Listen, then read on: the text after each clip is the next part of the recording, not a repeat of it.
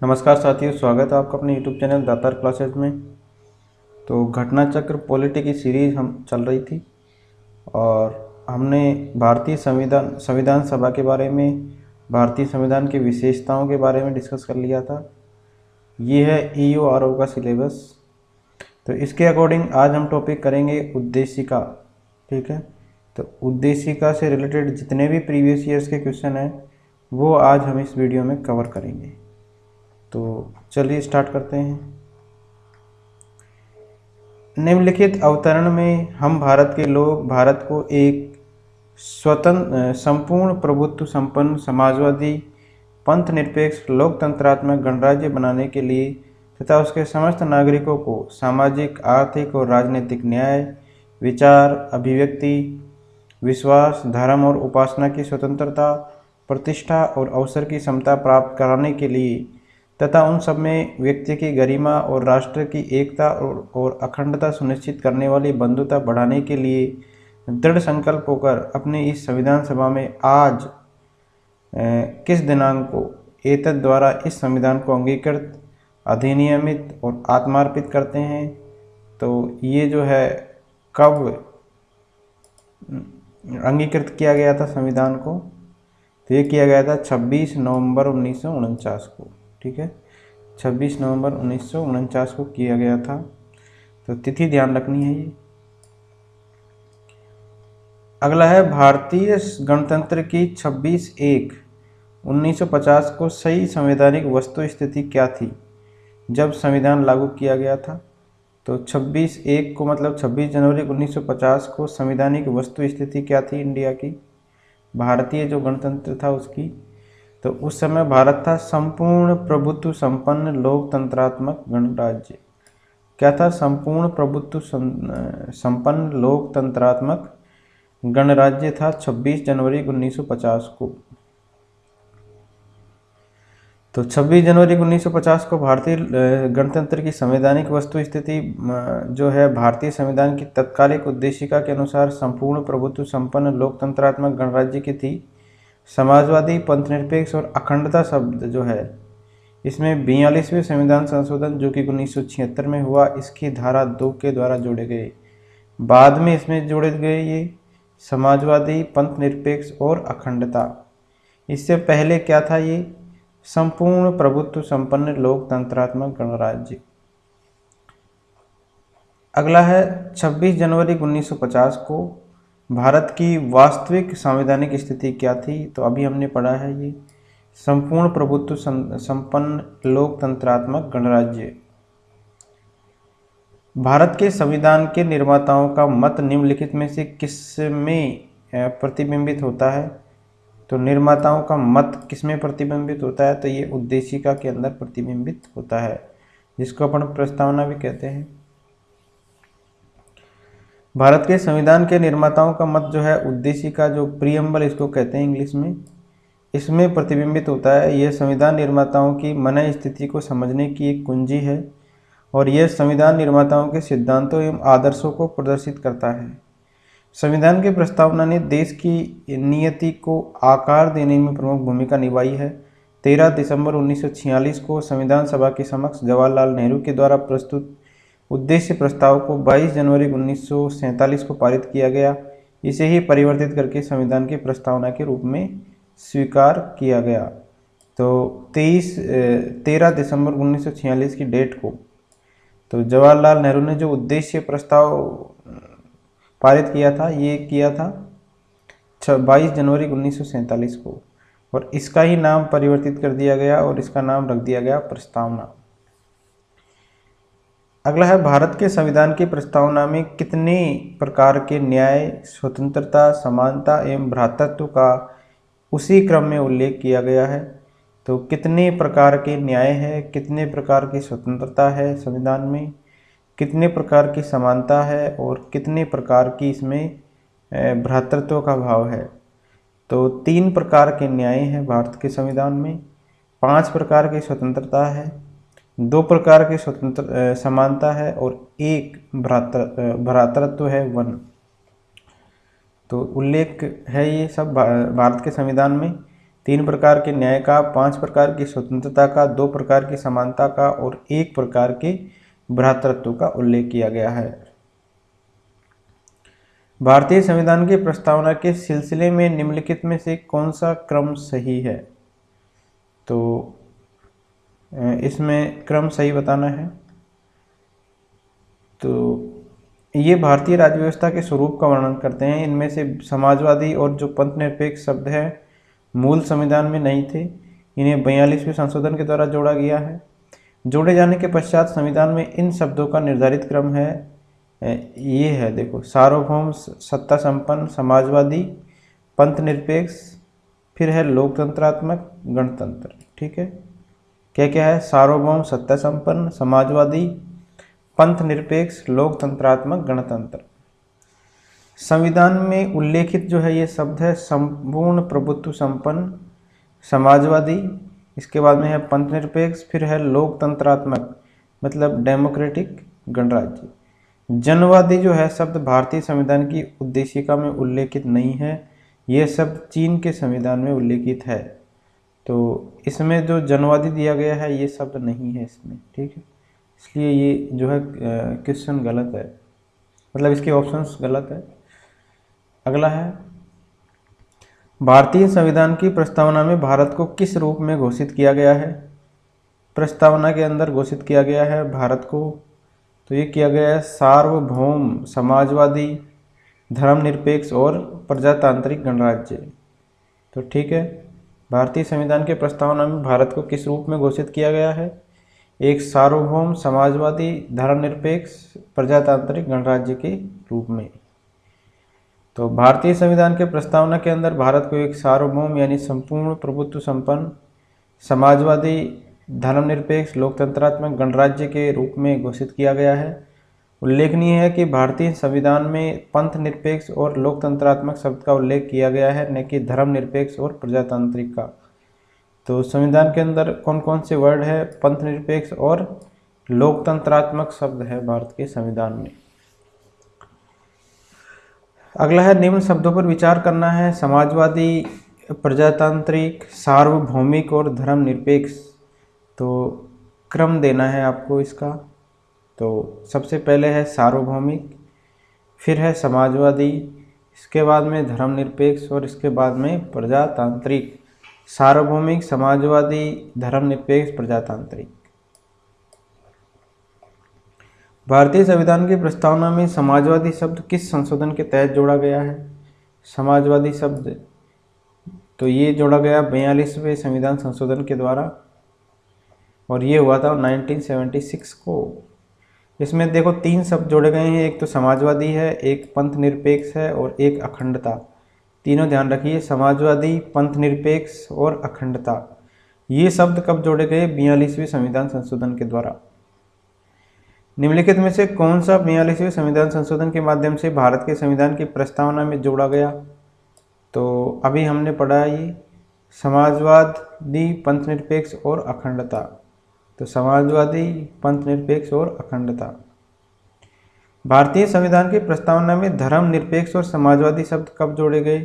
तो 42वें संविधान संशोधन के द्वारा जोड़े गए धर्मनिरपेक्ष और समाजवादी शब्द।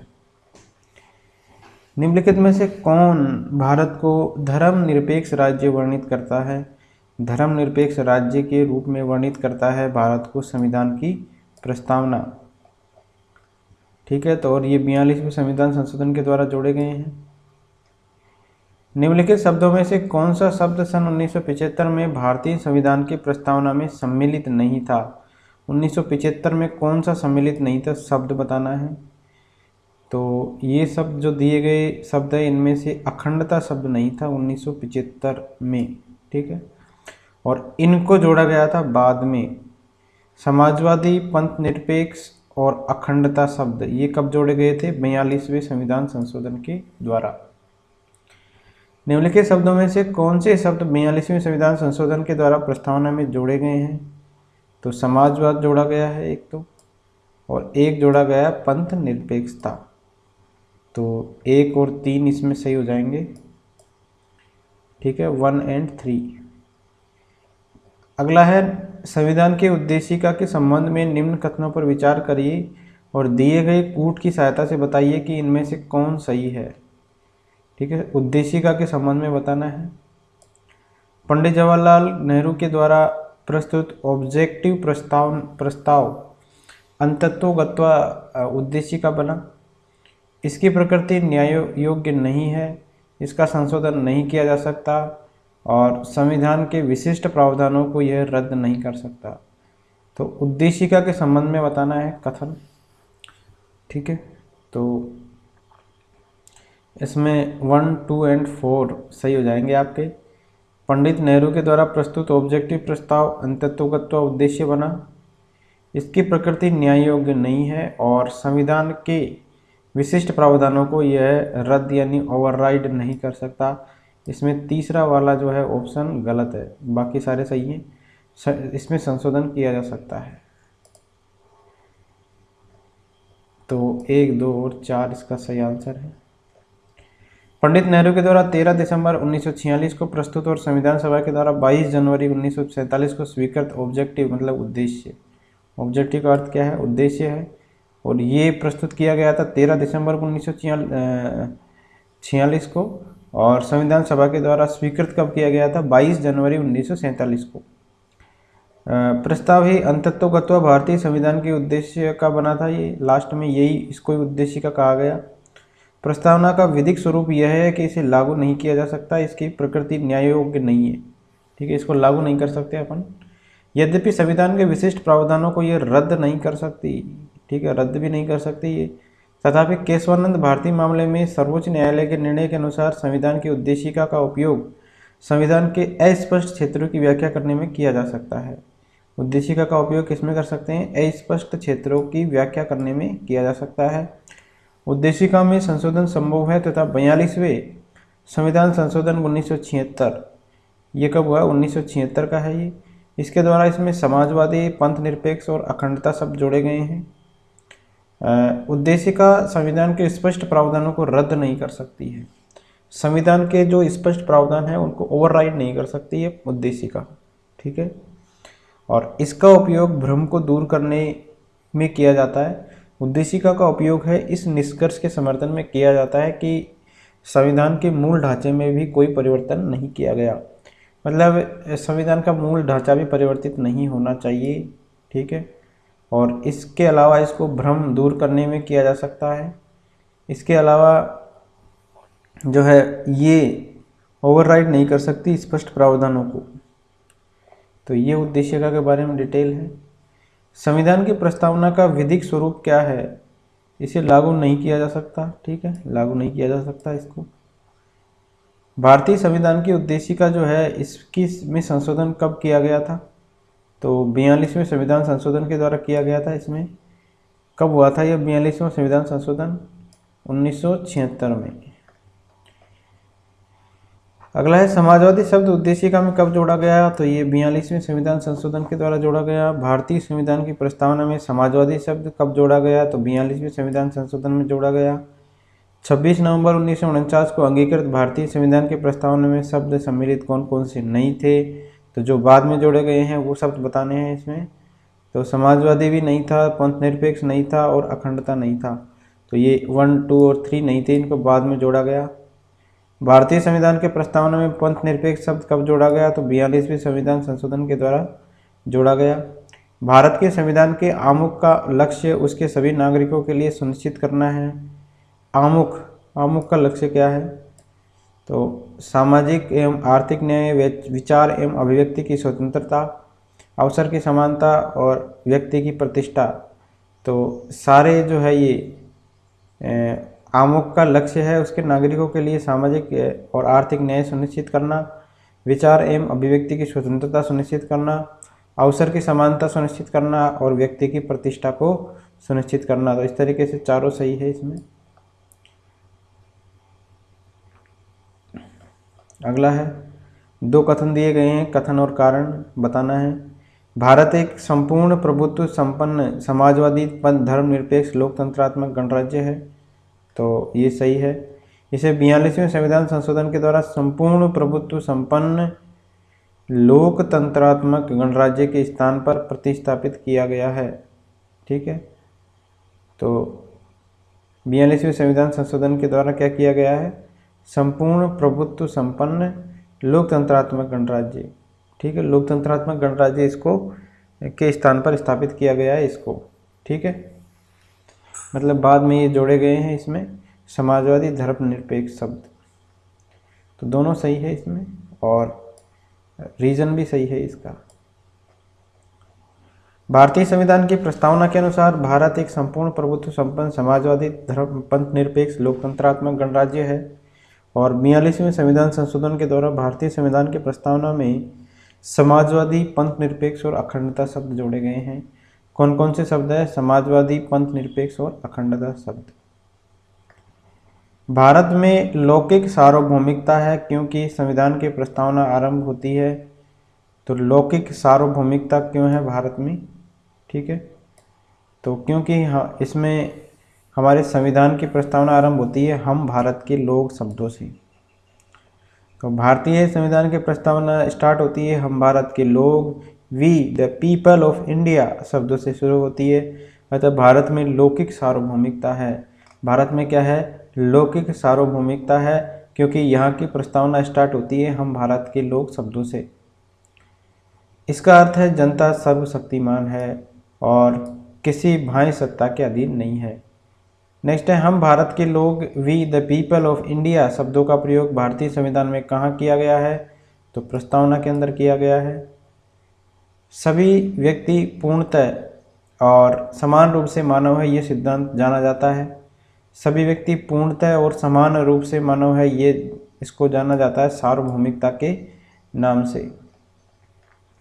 सभी व्यक्ति पूर्णतः और समान रूप से मानव है, यह सिद्धांत सार्वभौमिकतावाद के नाम से जाना जाता है। इस सिद्धांत के अनुसार सभी व्यक्तियों को उनके मानव अधिकार समान रूप से बिना किसी विभेद के उपलब्ध किए गए हैं। भारत के संदर्भ में निम्न में से कौन धर्मनिरपेक्ष शब्द का सही भाव व्यक्त करता है? धर्मनिरपेक्ष वर्ड है और इसका सही भाव कौन व्यक्त करता है? धर्मनिरपेक्ष का अर्थ होता है कि भारत में राज्य का कोई धर्म नहीं है। भारत में राज्य का कोई धर्म नहीं है। पंथ निरपेक्ष भी बोल सकते हो या धर्मनिरपेक्ष भी बोलते हो। राज्य होने का सही भाव यह है कि भारत में राज्य का कोई धर्म नहीं है।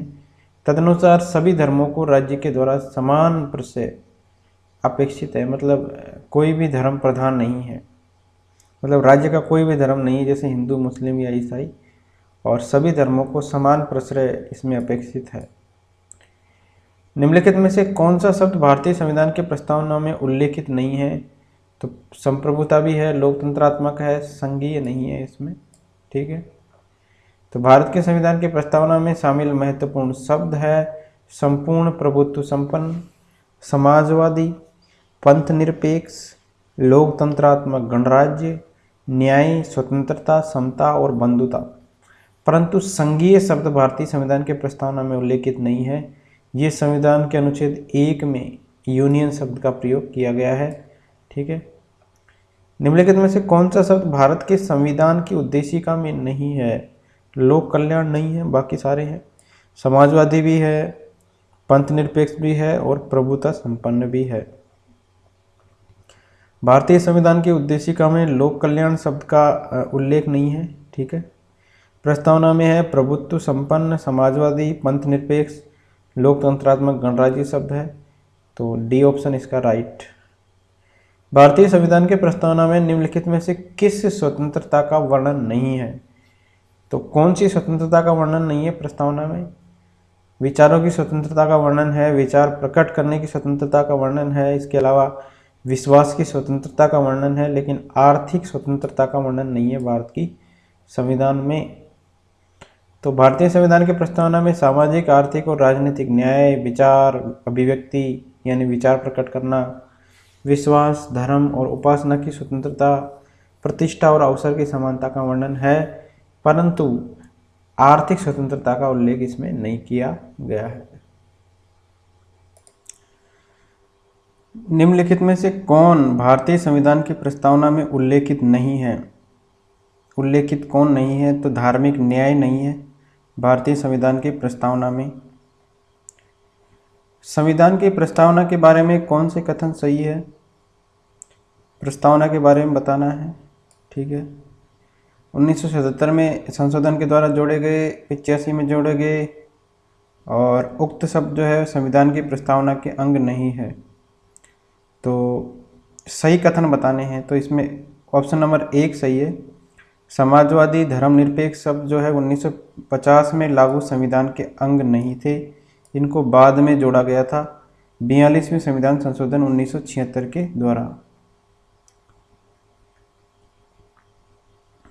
अगला है, भारतीय संविधान का कौन सा भाग संविधान की आत्मा कहलाता है। तो उद्देशिका को कहते हैं संविधान की आत्मा। भारतीय संविधान की उद्देशिका को संविधान की आत्मा कहा जाता है। के.एम. मुंशी ने इसे राजनीतिक जन्मपत्री कहा है। राजनीतिक जन्मपत्री किसने कहा है? के.एम. मुंशी जी ने। सुभाष कश्यप ने कहा है कि संविधान शरीर है तो प्रस्तावना उसकी आत्मा, प्रस्तावना आधारशिला है तो संविधान उस पर खड़ी अट्टालिका। ये किसने कहा है? सुभाष कश्यप ने।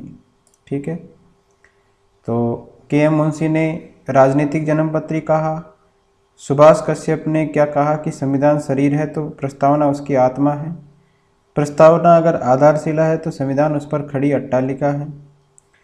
तो उद्देशिका को ही माना है। Doctor B R. अम्बेडकर ने संवैधानिक उपचारों के अधिकार को संविधान की आत्मा और हृदय कहा है। बी.आर. अम्बेडकर की बात करें तो उन्होंने कहा है सांवैधिक उपचारों के अधिकार को संविधान की आत्मा और हृदय कहा है। अतः यदि अम्बेडकर के संदर्भ में पूछे तो ऑप्शन नंबर डी सही हो जाएगा, सांवैधिक उपचारों का अधिकार। लेकिन अगर नॉर्मली पूछे तो उद्देशिका हो जाएगा आंसर। निम्नलिखित में से किसने भारतीय संविधान की प्रस्तावना को हमारे संप्रभु प्रजातांत्रिक गणतंत्र की जन्म कुंडली कहा है? तो राजनीतिक जन्म कुंडली या गणतंत्र की जन्म कुंडली प्रस्तावना को किसने कहा है? तो के.एम. मुंशी ने कहा है कि ये जो है हमारे संप्रभु प्रजातांत्रिक गणतंत्र की जन्म कुंडली है। संविधान को एक पवित्र दस्तावेज किसने कहा है? तो बी.आर. अम्बेडकर ने कहा है संविधान को एक पवित्र दस्तावेज। बी.आर. अम्बेडकर ने भारतीय संविधान को एक पवित्र दस्तावेज कहा है। 29 अगस्त 1947 को संविधान सभा ने बी.आर. अम्बेडकर की अध्यक्षता में 7 सदस्यीय प्रारूप समिति का गठन किया था। याद रखिए डेट 29 अगस्त 1947 को किया था प्रारूप समिति का गठन, और ये इसमें कितने सदस्य थे? 7। और बी.आर. अम्बेडकर ने ही इसको पवित्र दस्तावेज का नाम दिया है। किस वाद के फैसले में सर्वोच्च न्यायालय ने सर्वप्रथम घोषित किया कि उद्देशिका संविधान का हिस्सा नहीं है? तो कौन सा वाद हुआ था उसके फैसले में निर्णय में किया था? तो बेरुबारी वाद के फैसले में सर्वोच्च न्यायालय ने कहा कि सर्वप्रथम मतलब घोषित किया कि उद्देशिका जो है संविधान का हिस्सा नहीं है। बेरुबारी यूनियन, इसके बाद 1960 में सर्वोच्च न्यायालय ने सर्वप्रथम घोषित किया कि उद्देशिका जो है संविधान का अंग नहीं है। केशवानंद भारती बनाम केरल राज्य के बाद 1973 में सर्वोच्च न्यायालय ने उपर्युक्त निर्णय को पलटते हुए उद्देशिका को संविधान का भाग मान लिया। पहले तो जो है सर्वोच्च न्यायालय ने कहा कि ये हिस्सा नहीं है बेरुबारी यूनियन के बाद, है ना, 1960 में। लेकिन उसके बाद में वापस 1973 में केशवानंद भारती बनाम केरल राज्य के बाद अपने फैसले को उलटते हुए उद्देशिका को संविधान का भाग मान लिया गया।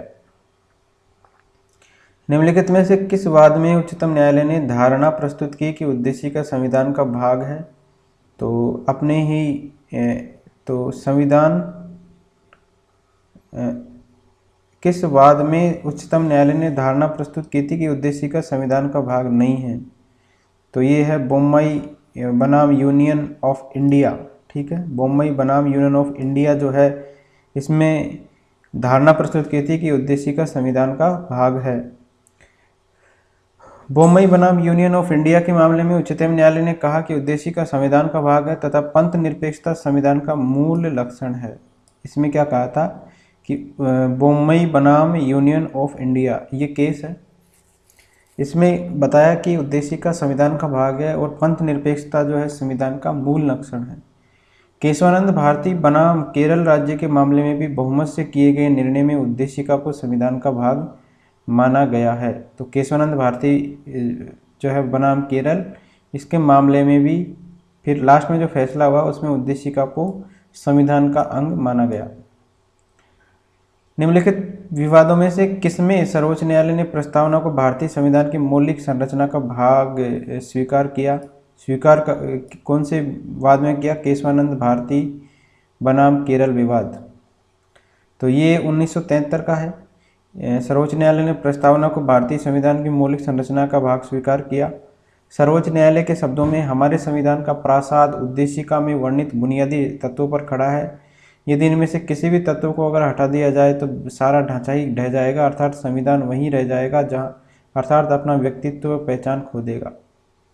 तो मौलिक संरचना का इसको भाग स्वीकार किया गया।